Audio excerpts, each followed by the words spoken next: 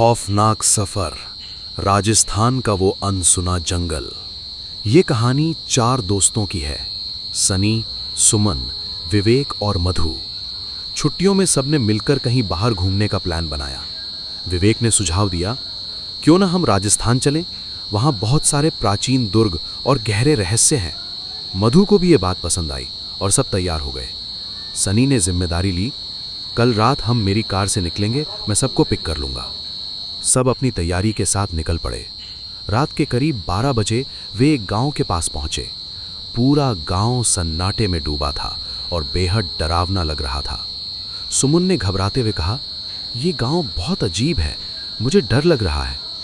विवेक ने उसे समझाते हुए कहा, राजस्थान के पुराने गांव ऐसे ही होते हैं, डरो मत। तभी उन्हें रास्ते में एक पुराना ढाबा दिखा। सनी ने कार रोकी और कहा, यहाँ थोड़ा रुककर आराम कर लेते हैं और चाय पी लेते हैं। सुमन को वहां रुकना ठीक नहीं लग रहा था, पर विवेक ने उसका मजाक उड़ाते हुए कहा, तू बहुत डरती है यार। मधु की नज़र ढाबे के कोने में बैठे एक बूढ़े काका पर पड़ी, जो चुपचाप हुक्का पी रहे थे। सनी ने आवाज़ लगाई, काका, चाय मिलेगी क्या? काका ने उनकी तरफ तिरछी और डरावनी निगाहों से देखा। सुमन को उनकी नज़रों में कुछ अजीब लगा। सनी ने दोबारा पूछा, तब काका उठकर पास आए और बोले, क्या हुआ बच्चों? चाय का ऑर्डर सुनकर वे बिना कुछ बोले अंदर चले गए और कुछ देर बाद चाय लाकर फिर अपनी जगह बैठ गए। सुमन ने फुसफुसाते हुए कहा, ये काका बहुत अजीब लग रहे हैं। विवेक ने फिर उसकी बात टाल दी और काका के पास जाकर बैठ गया। काका ने विवेक को गौर से देखा और पूछा, कहाँ जा रहे हो तुम सब? विवेक ने बताया, हम घूमने निकले हैं और इसी रास्ते से आगे जाएंगे। काका का चेहरा गंभीर हो गया। उन्होंने चेतावनी दी, बेटा, इस रास्ते से रात में जाना मौत को गले लगाने जैसा है। सुमन बुरी तरह डर गई, लेकिन विवेक हंसने लगा। उसने कहा, काका आप भी अच्छा मजाक करते हैं। वे सब कार में बैठकर जंगल के रास्ते आगे बढ़ गए। अचानक कार के आगे एक काली बिल्ली आ गई। सनी ने जोर से ब्रेक मारा। विवेक ने कहा, जंगल है, जानवर आते रहते हैं, गाड़ी चला। पर तभी सुमन की नज़र खिड़की के बाहर पड़ी। पेड़ों के बीच एक रहस्यमयी महिला खड़ी थी, जो उन्हीं को देख रही थी। सुमन ने मधु को दिखाया, पर जब तक मधु ने देखा वहां कोई नहीं था। तभी कार अचानक बंद हो गई। सनी ने बहुत कोशिश की, पर इंजन स्टार्ट नहीं हुआ। विवेक नीचे उतरकर इंजन चेक करने लगा।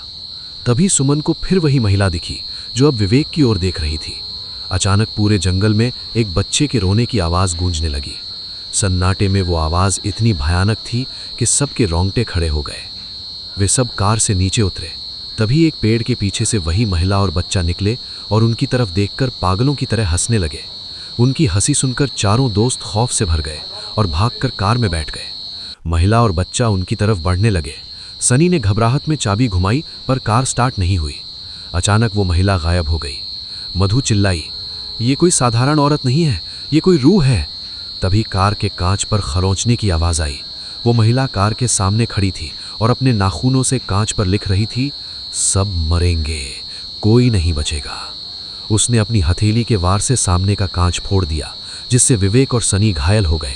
वे सब जान बचाकर कार से बाहर निकले और जंगल की ओर भागे।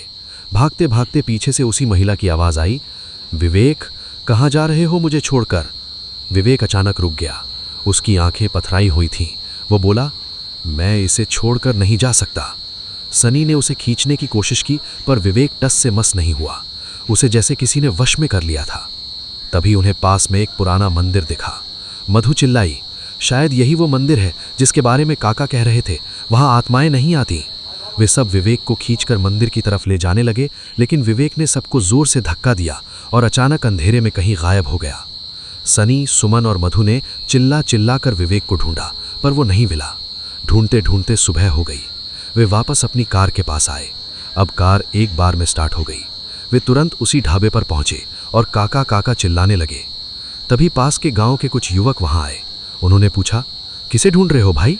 सनी ने कहा, इस ढाबे वाले काका को। वे युवक हंसने लगे और बोले, कौन से काका? ये ढाबा तो 25 सालों से वीरान पड़ा है। ये सुनकर उनके पैरों तले जमीन खिसक गई। जब उन्होंने अपने दोस्त विवेक के बारे में बताया तो उन युवकों के चेहरे पीले पड़ गए। वे बोले, उस जंगल में एक औरत और बच्चे की आत्मा भटकती है, जो वहां गया वो कभी लौटकर नहीं आया। सनी, मधु और सुमन ने पुलिस में रिपोर्ट दर्ज कराई। पुलिस ने जंगल का चप्पा चप्पा छान मारा, लेकिन विवेक का कुछ पता नहीं चला। वो जंगल उसे हमेशा के लिए निगल गया। हार मानकर जब सनी, सुमन और मधु वापस उसी सुनसान ढाबे के पास से गुजरे तो उनकी नज़र रिसेप्शन के उस पुराने रजिस्टर पर पड़ी जो हवा में फड़फड़ा रहा था। सनी ने कार रोकी और दौड़कर उस रजिस्टर को देखा। वहाँ ताज़ी स्याही से एक नया नाम लिखा था, विवेक, अगला मुसाफिर, और सबसे नीचे उसी बूढ़े काका के दस्तखत थे जो 25 साल पहले मर चुके थे।